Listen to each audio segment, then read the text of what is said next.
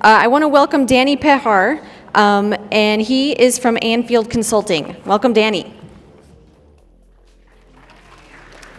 Thank you very much. How's everyone doing? How's my audio? Am I sounding okay? I have a tendency to get fairly loud when I talk. Are you guys enjoying the show so far?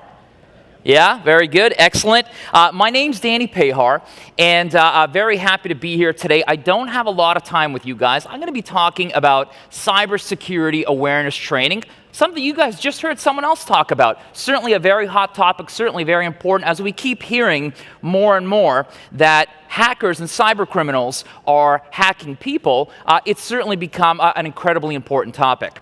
But just before I get into that, because I don't have a lot of time with you guys, I'm only going to be here for 15 minutes. I'm told that at the end of my 15 minutes, a fire alarm is going to go off. They're going to be testing some fire alarms, so great way to end. So I certainly can't afford to spill over, but I want to make sure we connect a little bit. Okay, so I want to talk a little bit about myself. I've been in the cybersecurity industry for the past 20 years. I've been in this industry for so long that the job that I had before this industry was I worked at Chuck E. Cheese. I worked at Chuck E. Cheese for an incredibly long time. Show of hands, how many people have been to Chuck E. Cheese at one point or another? We got a few people. Now, while you were there, how many of you people ever kicked that mascot, the Chuck E. Cheese mascot that walks around hugging kids? Right? Because shame on you if you did. There's a person inside that thing. That's what I did. I wore that mascot. I'd walk around hugging kids. And so certainly cybersecurity is a nice change of pace for me. It's been very good to me. I write for Forbes magazine. Took me 20 years to get these guys to notice me. And I started writing for them this March, and I've been writing for them monthly ever since, and it's been great. If I remotely sound or look familiar to you, it's also because I work for Global Television. And I'm the official Global Television cybersecurity guy. So I'm on their morning show, and I talk about cybersecurity stories. And I had a few people say to me, you know, Danny, careful with TV. Once you start working with TV, you're going to start getting conceited. They're going to turn into a diva. And I'm like, listen, man, I worked at Chuck E. Cheese for so long. I'm going to be very humble. It's not going to happen to me. But then what ends up happening is they start doing your hair, they start doing your makeup, then you start getting accustomed to those sorts of things. You know, you go to an event like this, and you're like, okay, CyberX guys, where's my hair, where's my makeup, where's my dressing room? And, you know, it does start to get to you a bit. But keeping me humble is working with the FBI Cyber Task Force. Spent a lot of time working with the FBI Cyber Task Force. What I like about these guys is they're so serious about cybersecurity, they are not allowed to have their picture shown with their name indicating that they are, in fact, an FBI agent. So there's a picture from a project that I worked on. There's 3 of us there. The FBI agent, you don't see a picture, you just see a black silhouette. And I remember they gave us very strict rules saying, Danny, nobody is to take this person's picture. Nobody is to tag or indicate that this person is, in fact, an FBI agent.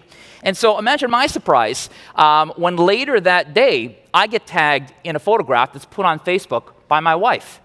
And she says, hey, really proud of my husband. There he is on stage right next to Special Agent so-and-so from the FBI. She did the exact thing that we were told not to do. And I'm like, you know what? I'm going to somehow end up in a federal prison over this. It's okay, though. They let me out to come talk to you guys today. And so what did I say I was going to talk about? I said I was going to talk about cybersecurity awareness training. But you know what? Before we analyze training, let's just for a second, let's take a step back and let's analyze something that I know the people attending this forum know very well. Let's talk about analyzing risk. Whenever you analyze risk, there's really 2 things that you want to look at. We know what they are. Right? We want to talk about analyzing the impact, and we want to talk about analyzing the probability. So 2 equally important parts of the equation when it comes to analyzing risk. Now, as a society, we're very good at understanding the impacts. Even the average citizen, we know how expensive cybercrime is. We know how much money is lost to cybercrime. We know what companies are spending on cybersecurity. We see it on the news. We hear about these ransomwares. We see it on our phones. It's everywhere. We get it. And I think because we understand the impacts so well, I think that we think as a society, we're very aware. We're very cybersecurity aware. The problem is, though, understanding the impacts is only half the equation. Where we tend to drop the ball is we don't really have a good grasp on the probability. And what I mean by that is most people just don't think it'll happen to them. How many times have you guys heard, have people in this room heard somebody say, you know what, it's not going to happen to me. My business is too small. No cyber criminals coming after me.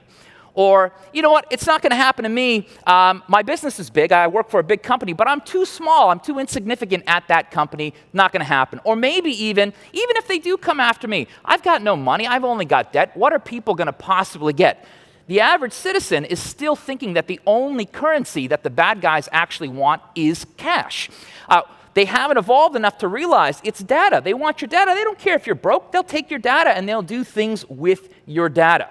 And so, why am I talking about that if I said I was going to talk about awareness training, but I'm talking about probability and I'm talking about risk? The reason why I'm talking about that is if I'm an employee and I truly don't believe I'm a target to cyber criminals, then why should I care when I'm being told I have to take the training? Imagine I'm completely bald. Imagine I have no hair on my head whatsoever. And imagine my boss says to me, Danny, you need to take this course, and it's a course on learning how to comb your own hair, right? I mean, I'm going to push back, and I'm going to say, well, why? This is not applicable to me because I have no hair, right? And yeah, sure, they could force me to train. You can force anyone. You can make training mandatory, but you can't make learning mandatory. And that's where things start to break down. So I was building a training portal, and I was involved in a long project, online, on-demand training portal, interactive, gamified. And while I was building this, I was researching a lot of other training portals. And I noticed a lot of training, they work with modules. You've got a certain module with a certain topic. You click on the module, you play some games. It's a bit interactive. It ranges from 10 minutes, 20 minutes, what have you. And what I noticed was the average employee takes 1 minute and 34 seconds to complete a module. Even the longer ones, even the ones that are over 20 minutes. 1 minute and 34 seconds to go through 20 minutes of information. Wow, that would almost be impressive if we didn't know the truth, if it wasn't actually horrible. And that's really what it is. People don't care, so they breeze through it. So while I was making my portal, I was like, you know what? I'm going to be different. I'm going to bake in things that will prevent someone from forwarding their way through. I'm going to bake in things that will put in monitor testing. I will force these guys to learn. And in all of that, what I really realized is at the end of the day, if somebody doesn't care, you cannot force somebody to learn. I don't care how much you gamify something. And by the way, I've never used gamify or gamification. I've never used that word as much as I have until this point in my career. And I think we think that word is going to make all the difference, right? As if someone's going to say, you know what? I don't care about this. This doesn't apply to me. Oh, but you're telling me it's gamified? Well, then that changes everything. That's amazing, right? So I thought, okay, I know that I can't force somebody to learn, but with the right approach, I know that I might be able to motivate them to care. And once they actually care, then everything else starts to fall into place. So how am I going to do this? Well, I actually have a professional life completely separate from my cybersecurity life. I have a whole other life that's a labor of love for me. It's a labor of passion. I'm a comedian. And I know you can't work at Chuck E. Cheese for as long as I have. You're either going to cry about it or you're going to laugh about it. I chose to laugh about it. So I'm a comedian. I'm also a motivational speaker. I've also done work with children's books, children's animations. I've got a site, awesomeatbeingawesome.com. If you go to that site, you'll see no mention of cybersecurity, a completely separate life. So I thought, I got to start merging these worlds together, and let me see if I can take on another approach. So I'd have an organization call me and say, Danny, we want you to come out and we want to buy we hear you have a training portal, we want to buy your portal off you. And I'd say to them, you know what, you're going to hang on a second, you're not going to buy my portal, instead, you're going to buy me. And I'm going to come out and we're going to bring back some old school, old-fashioned, in-your-face training. And you know, it's funny because, let me sidetrack myself on what I mean by old school, old-fashioned, in-your-face. Maybe about 20, 30 years ago, if you wanted training and you were a corporation, really the only way to get it was through an actual human. But then we came up with new technologies, we came up with e-learning, and e-learning was great. E-learning was especially great for people like me who are actually selling e-learning. It is certainly a lot profitable, a lot easier to roll out an e-learning program than it is for me to come on site and to actually train someone. So that's what I started doing. I started getting in front of people, and my goal was I'm going to be there for an hour, hour and a half, and I'm going to train the hell out of these guys, and I'm going to make them understand why the bad guys are not just after their bosses, but they're after them, and they're not just after them, but rather they're after their families. And I noticed a wonderful thing when I started doing that. people started coming to me and they started saying, Danny, do you have something that I can take home and show my kids? So I said, absolutely. So I started creating things for them to take home for their family. And what I noticed was the corporate training was continuing even long after I was gone, which is a beautiful thing. You know, a lot of times I'll see bosses business leaders, that will make training mandatory. And they'll say to your employees, you have to do this. Again, we could make training mandatory, but you can't make learning mandatory. And that's where the system starts to fall apart. What we need to do is we need to reverse that. And we need to have the employees coming saying, listen, man, I need this. I need to be trained on this for me and for my family. And that's the only way it's going to work. And that's what I've been seeing. And that's what I've been helping organizations with. So as I wrap to a close, hopefully before the fire alarm goes off, I've got 3 things for you guys. One is some advice, a recap advice of what I was saying. My recap of advice is you cannot force anyone to learn, but with the right approach, you can motivate them to care. I want you guys to think about that. The other thing that I have for you guys is I have an offer. So this is a sponsor spotlight. I'm here, I was mentioned slightly off, I don't work with Anfield Consulting. I'm a partner to Anfield Consulting. I'm not an employee of Anfield Consulting, also known as ACI Cybersecurity. They are my sponsor. They paid for me to be here today. And so what I want to do is I want to let you guys know, I know that many of you here most likely already have a training program in place. And if you don't, you're probably going to sign with somebody maybe that you met here. And I know there's a lot of great talented organizations here. And if you do, I encourage you to do so. But I also encourage you to come talk to me and come talk to Sean Coleman, my sponsor. Come talk to us and get us out to your teams and get us to help you maximize the investment that you're making in your training program. We'll get the employees to care. Once they care, everything else will be absorbed that much better, okay? And the third thing that I have for you is a story. And it actually has nothing to do with cybersecurity awareness training, but a story that I think you guys need to hear, and it's an important one.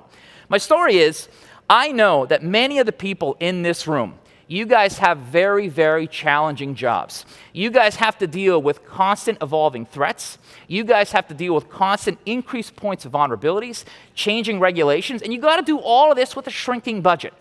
And whenever something slips through, it's highly publicized. A breach happens, it happens to be for the organization that you work for, you're going to be having a terrible day. The mistakes are highly, highly publicized. But yet, no one's actually thanking, no one's pulling a CISO aside and thanking them, saying, hey, thank you for the hundreds of thousands of attacks that you stopped over your career. You don't get the pats on the back, but you do get called out when something goes wrong. And I want to tell you guys something that I hope can give you some comfort, keeping in mind what I just said. So I was talking with one of my friends, FBI agent, and I was noticing that the FBI is really pushing the awareness story to businesses. They're really getting out in front of businesses and really talking about cybersecurity awareness and cybercrime. So I'd ask them, guys, do you keep talking about this because it's a jurisdiction thing? Is the FBI taking over if a business gets breached? Are they calling the FBI? Is that the way it works in the States? And what my guy said to me was, you know, Danny, we are pushing this. It's on our radar, but it's a secondary concern. It's not our primary concern. Our primary concern are crimes that are attacking and dangerous to humanity. And he goes, the reason why we are pushing cybercrime and pushing the message on cybercrime so hard is when a cyber criminal steals and they sell something on the dark web, what they're doing is they're strengthening the dark web. And the dark web is home to so many more crimes considerably worse than cybercrime. So then he looked at me and he said to me something that I would never forget. And I'm going to share it with you guys, and I hope you guys don't ever forget it either. But he said to me, Danny, every time you stop a cyber criminal, you're not just helping an organization, you're actually helping make the world a safer place. We are talking about crimes like child pornography, like drugs, like weapons of mass destruction. And he goes, that's what cybercrime is funding, and that's what we're protecting. So I want you guys to know that the work that you guys are doing absolutely does matter. You guys absolutely matter. And what you're doing is you're not just protecting the organizations that you work for or work with, but you're actually helping make the world a safer place. You guys deserve to know that. You guys certainly deserve the respect. Please give yourself a round of applause. That's it for me. Thank you.